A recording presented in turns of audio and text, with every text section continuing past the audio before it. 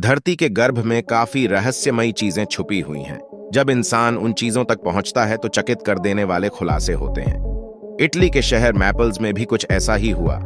एक शख्स अपने घर के पास खदानों की जांच कर रहा था, तभी उन्हें एक दरवाजा नजर आया।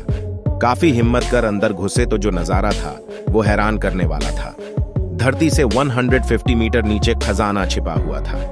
एक ऐसा खजाना जिसकी बदौलत उनकी किस्मत चमक गई और लोगों को एक नई दुनिया दीदार करने का मौका मिला। आज इसे देखने के लिए हजारों पर्यटक हर साल जाते हैं। इस शहर की कहानी और भी दिलचस्प है। कहानी इटली के सबसे प्राचीन शहर मैपल्स की है। आमतौर पर यहाँ के लोग अपने घरों के नीचे रोमन खजाने की तलाश करते रहते हैं। उन्हें लगता है कि कोई ना कोई कुंड होगा, कोई खजाना होगा या फिर ऐतिहासिक कलाकृतियां मिल जाएंगी। यहाँ के लोग इन चीजों के आदी हैं क्योंकि बहुत सारे लोगों को ऐसी चीजें मिलती रही हैं। कई लोगों की तो इनकी वजह से किस्मत तक बदल गई है क्योंकि उन्हें ऐसी चीजें मिली जो काफी कीमती थीं।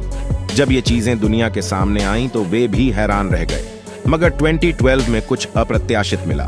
सरकारी भूविज्ञानी अपने पड़ोस में कुछ सुरंगों की जांच कर रहे थे।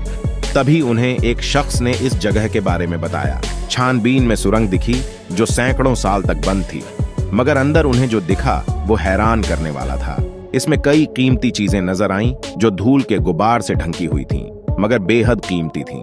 दशकों तक बंद इस सुरंग के अंदर विंटेज कारें और द्वितीय विश्व युद्ध के दौरान इस्तेमाल की गई चीजों के अवशेष भरे हुए थे। इमारत का मलबा, पुराने टीवी सेट और रेफ्रिजरेटर, नष्ट हुई कारें और मोटरसाइकिलें रखी हुई थीं। जब छानबीन की तो पता चला कि 1853 में सिसिली के तत्कालीन राजा बोरबॉन के फर्डिनेंड द्वितीय ने इसे बनवाया था। इसे आज गैलेरिया बोरबॉनिका के नाम से जाना जाता है। बोरबॉन इतने डरे हुए थे कि उन्होंने धरती के 150 मीटर नीचे इस सुरंग को बनवाया ताकि अगर कोई दुश्मन हमला करे या राज्य में विद्रोह के हालात बने तो इस सुरंग के रास्ते भागा जा सके।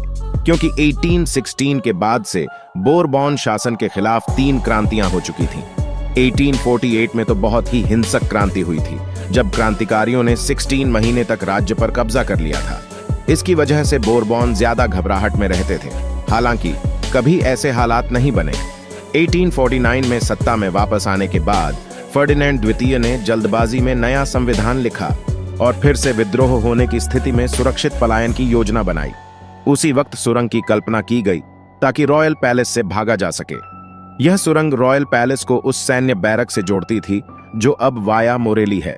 1930 के दशक में इन सुरंगों का उपयोग जब्त वाहनों को रखने के लिए किया जाने लगा और फिर सब भूल गए। द्वितीय विश्व युद्ध के समय इसे सुरक्षित बैरक के रूप में इस्तेमाल किया गया। हवाई हमले से बचने के लिए लोग इनमें जाकर छिप जाया करते थे। लेकिन सन 2012 में इसके बारे में तब पता चला जब द्वितीय विश्व युद्ध के दौरान जीवित बचे और इन सुरंगों में जीवन गुजार चुके टोनिनो पर्सिको ने एक भूविज्ञानी जियानलुका मिनिन से संपर्क किया। उसके बाद उनकी किस्मत बदल गई। उन्होंने लोगों को एक नई दुनिया दिखाई। जियानलुका उस वक्त बाकी सुरंगों की खुदाई का नेतृत्व कर रहे थे ताकि वहां देखा जा सके कि कहीं बम तो नहीं रखे हैं, क्योंकि युद्ध के दौरान ऐसे बम कई जगह छिपाए गए थे।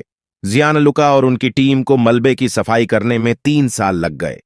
दिसंबर 2015 में इसे एक शानदार संग्रहालय के रूप में बदल दिया गया।